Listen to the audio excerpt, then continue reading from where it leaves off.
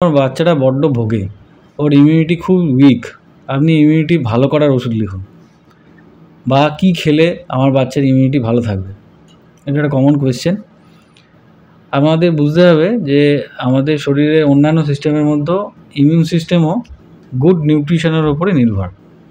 Good nutrition বলতে আমরা কি বলি, কি ভাবি, যে কার্বোহাইড্রেট, প্রোটিন, ফ্যাট, এই তিনটে যে মেন নিউট্রিশন, এবং অনেক মাইক্রোনিউট্রিয়েন্টস যার মধ্যে ভিটামিনস অ্যান্ড মিনারেলস আছে, সেইগুলো এজ অনুপাতে যতটা খাবারে থাকা দরকার সেটা যেন থাকে। অতএব বাচ্চা ঠিকঠাক পরিমাণে carbohydrate, protein, fat, vitamins, minerals এগুলো যেন পায়। সেটা কীভাবে পাবে? একটা ব্যালেন্স ডায়েট থেকে পাবে। ব্যালেন্স ডায়েট মানে কি?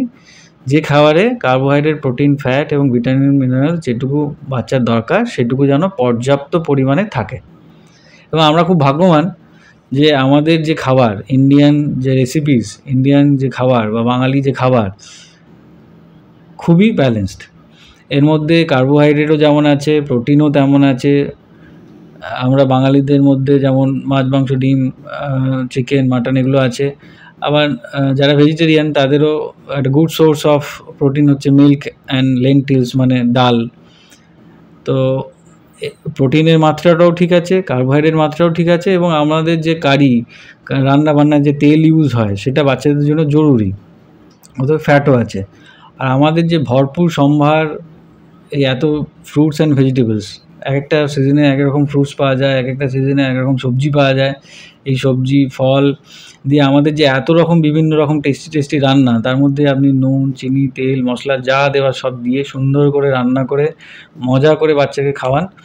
এই ব্যালেন্স ডায়েট যখনই সে পাবে, সে মজা করে খাবে, সে সবার সাথে বসে একসাথে খাবে, তাতে যার নিউট্রিশন আছে, তাতে যা নিউট্রিয়েন্টস ভ্যালু আছে, সেই নিউট্রিয়েন্টস ভ্যালুগুলো আপনার বাচ্চার ইমিউন সিস্টেমকে স্ট্রং রাখার জন্য যথেষ্ট।